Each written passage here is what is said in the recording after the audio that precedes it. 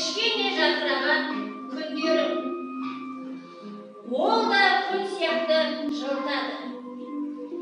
Сендердің күндерің сендерге жылулық береді. Өздерінің жақсылықтарымен адамдармен бөлісесіңдер. Ал кәне жақсылық сезімімізді әпкелерімізге, әке-шешелерімізге, өздерімізге, өзіміздің достарымызға, барлық адамзатқа, келген қонақтарға, маған және өзіміздің кішкене ғана әдемі жер шарымызға бәріне жіберейік. Жақсылық тілейік. Ал енді көздеріңді ашыңдар. Балалар, сендердің ұрған күлгеніңді ұнады ма? Иә! Жақындарыңызға жақсылық сезімдеріңізді бөлістік пе? Иә! Ал олай болса балалар, мен түрлі түсті мойын орағыштармен топқа біріктіріп алайын. Бұл түстердің әрқайсының өзінің беретін мағынасы бар. Ақ түсті ол түстердің бастамасы. Қайырымдылықты, кеңділікті, ақ ниетті, ақ жүректілікті білдірсе, күлгін түстің мағынасы біздің рухани табиғатымызға және ойлау қабілетімізге тығыз байланысты. Қызғылт түс батыс мәдениетіне дәстүрлі түрде тәттілік пен ізгілікті байланыстырады. Олай болса балдар, сендер келіп, өзіңе ұнаған түстерді алып, сол түстес орындарға топқа біргеміз.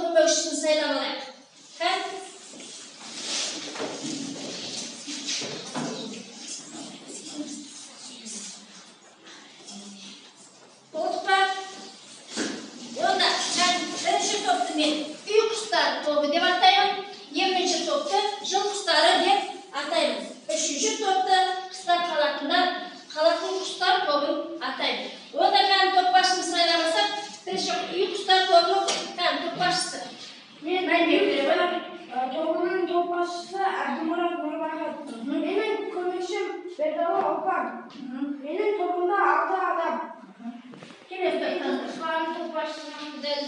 Benim көмекшім жақсы лайзер. Менің тобымда 6 адам. Келесі топта. Қазақстан тобының топ басшысы Бектора Жұлдыз. Менің көмекшім Нұрлыбай Рахман. Менің тобымда 6 адам. Жарайсыздар. Ал олай болса балдар, біздер балдар бойынша алдыңғы бөлімді еске түсіреміз. Қане, мына топтан бірінші бағыттан Бекасым, екінші бағытқа аяғы шықсын. Ал келесі топтан Бақберді шықсын, және Гүлмира шықсын. Келесі топтан Айнеле, Ақбаян шықсын, және кім бар? Одан кейін Рахман. Шығады. Үйге тапсырманы еске түсіп жібереміз. Алды бөлім, бірінші бағыт. Адам өмірінде басқалардың маңызы қандай? Адам өмірінде басқалардың маңызы өте зор. Адамдар оны жауын шашыннан, желдің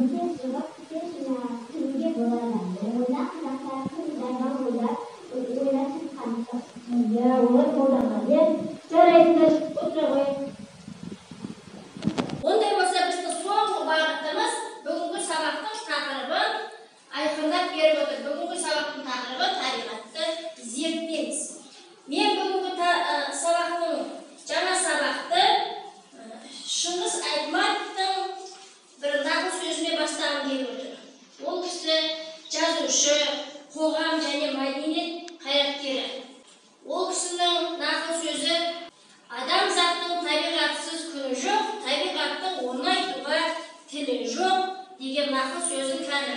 Біздің сыныпта 10 балдан 2 рет, қыз балдар 2 рет қайталаған жіберекші. Адамзаттың табиғатсыз күні жоқ, табиғаттың оңай-туға тілі жоқ.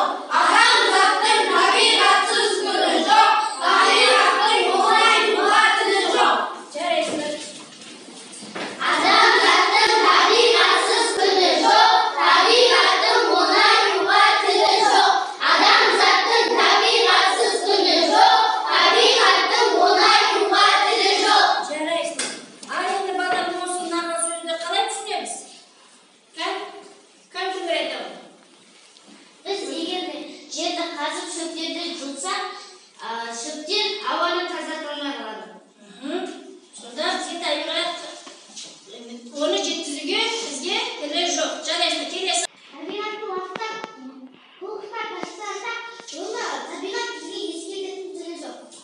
Дұрыс айтасыңдар балдар, сендердің әрқайсыларың ойларың өте құнды. Табиғаттың иесі адамзат. Адамзат сол табиғатта өмір сүреді. Өздерің айтпақшы, кез келген мысалы табиғаттың талдың саябағына барып демалып отырамыз, көреміз күн шыжған кезде. Ал сол кезде дәл өздерің құсап кеш жарып өзім де күннен быжып шыжып отырмын деп, ол табиғаттың бізге айтатын тілі жоқ. Ондай болса мен сендерге біздің ата-бабаларымыз осы табиғатты қалай құрметтеген, қалай қамқорлық жасаған, сол ретінде сендерге кішкене бейнеролик арқылы сый алып келдім. Қазір бәріміз соны тамашалайық. Табиғатты білдірмейік.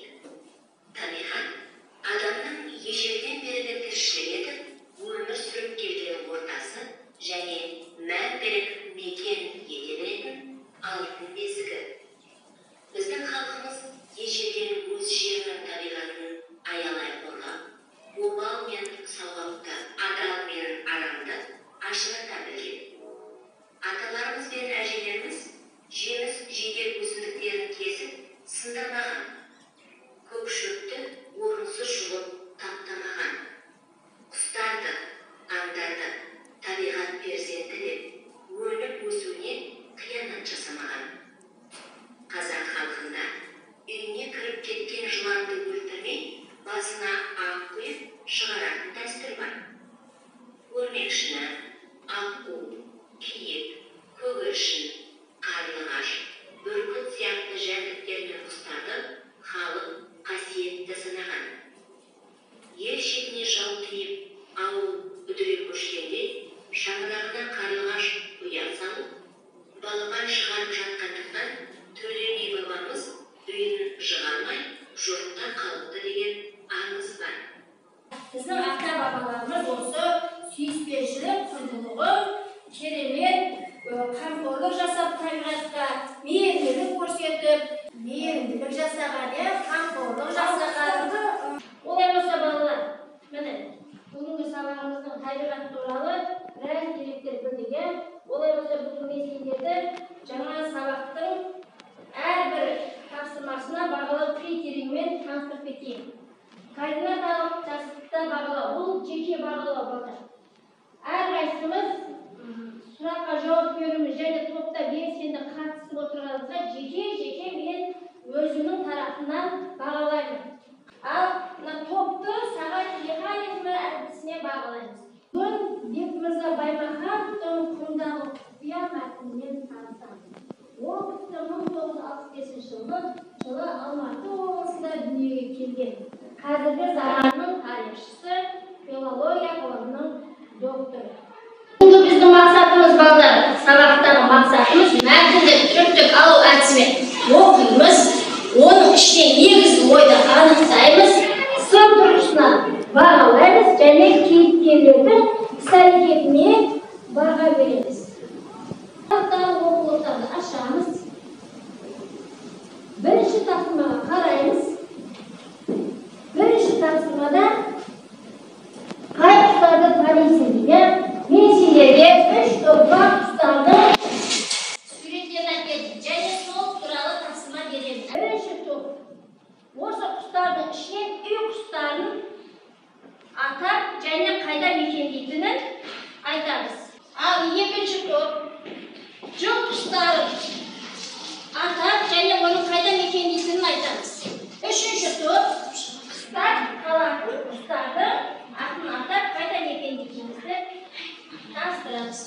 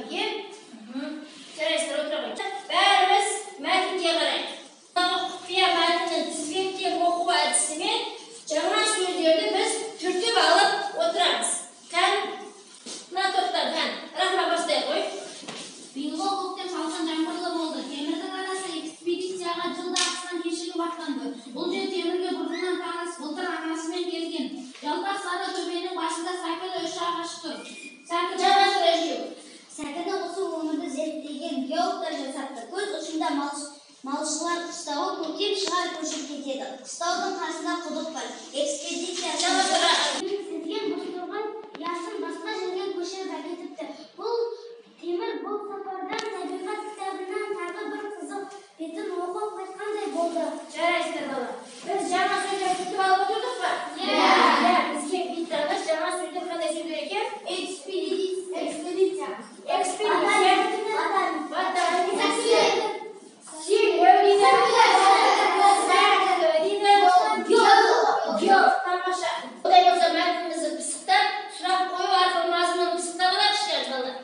Осы кімдер келіпті экспедицияға? Қан, ақпаяқ. Темір мен оның анасы. Иә, жарайсыңдар. Экспедицияға кімдер келіпті? Қан, айда ғой. Кімдер келіпті, айда ғой. Анасы мен темір. Анасы мен темір келіпті. Иә, көме басында не тұр екен? Қан, Сәкілі ұшағы. сәкілі ұшағы. Ондай болса балалар енді осы мәтін мазмұнын жақсылап түсінсек, топпен жұмыс жасаймыз. Бірінші топ кинолента әдісімен, екінші топ кестеп отырамыз, үшінші топ сюжет негіздеміз, жаңа сюжет.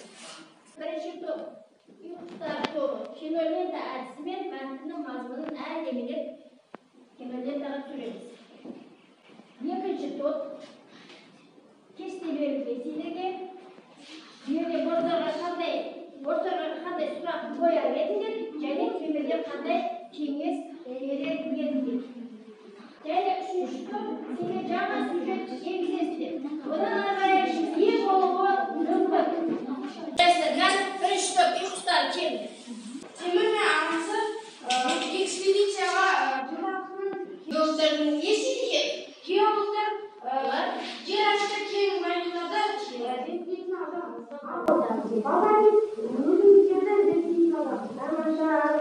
Келесі топ келе қойды.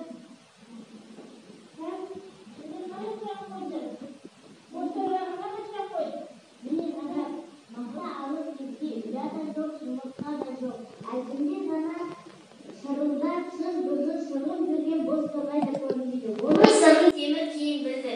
Төнген қауіпті сезген боз торғай ұясын басқа жерге көшіріп әкетіпті. Бұл торғайға қоя сұрағымыз, боз торғай тез арада ұямды қайда алып кетті. Бізді темірге қояр кеңесіңіз. Әлде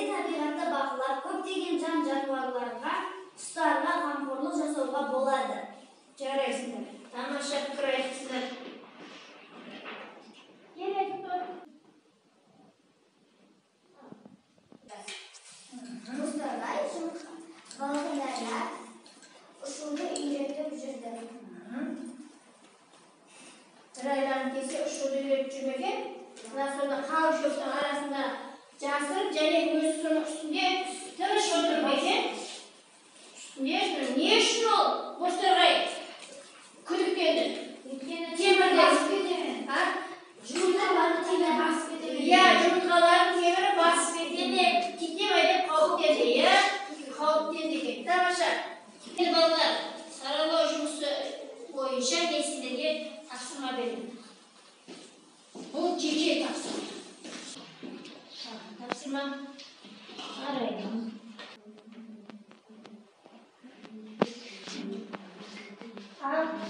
Бәріміз сұрағымызды оқыдық па балалар? Иә. Сұрағымызды оқып болсақ жарайды. Жауап беретін оқушылар бар ма екен? Аяғын жауап бере қойып сұрағымызды оқып. Бозторғайдың әрекетіне қандай қорытынды шығарды?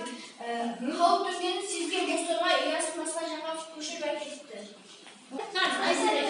Жер қойнауын өсімдіктерді зерттеу не үшін қажет? Жер қойнауын зерттеу біздің группа ата-бабаларымыз осы уақытқа кейін қалай дамып, қалай келгенін зерттеу қажет. Ал өсімдіктерді зерттеу біздің Қазақстанымызда көптеген өсімдіктер бар. Оларды қалай көп қылып өсіру, жетілдіру үшін өсімдіктерді зерттейді.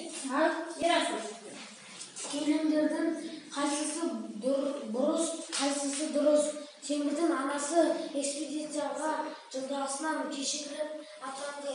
Дұрыс па? Дұрыс. Дұрыс. Ол құдықты да қазған батарейдер. Оны құдықты қазған батарейдер дұрыс айтасың. Жер бетіндегі өсімдіктерді зерттеген геологтар дұрыс. Дұрыс дейді. Төнген қауіпті сезген Бозторғай ұясын басқан жерге көшіріп әкетті. Дұрыс. Дұрыс дейді. Тамаша.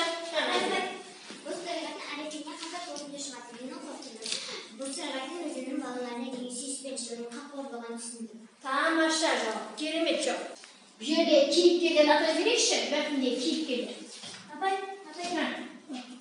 Темірдің анасы, темірдің өзі, ботаниктер, Бозторғай геологтар. Бұл жерде темір анасы және Бозторғай. Енді кейіпкерлердің іс-әрекетінен мінез құлқының өзгеруінен не ойлады мысалы? Олардың арасында қандай рухани байлық бар еді? Мысалы, біздің рухани құндылықтарымыз сүйіспеншілік, иә? Соның қасиеттері қамқорлық, сүйіспеншілік, тағы да мейірімділік. Ал осы жанашырлық кейіпкерлердің қайсының арасында осы қасиеттер бар? Темір мен Бозторғайдың арасында қандай мейірімділік көрді? Қандай сүйіспеншілік бар? Темірдің Бозторғайдың жұмыртқаларына деген сүйіспеншілік Өзінің жұмыртқаларын басып кетпес үшін оны басқа жерге көшіріп әкетті. Кем өзінің жұмыртқаларына деген не істеген? Қамқорлығы тамаша. Мысалы, өсімдіктерге қамқорлық жасап бастады. Табиғатқа қамқорлық көрсетіп бастса, қандай керемет адамның бойындағы керемет қасиетті одан бетер не аламыз? Жандандырамыз, иә? Олай болса, бүгінгі сабақты балдар жақсылап түсінді деп ойлаймын барлықтары. Мына жерде кері байланыс береміз. Кері байланыс жазып, кері байланыс бізде апарып жақсында. Сол жерде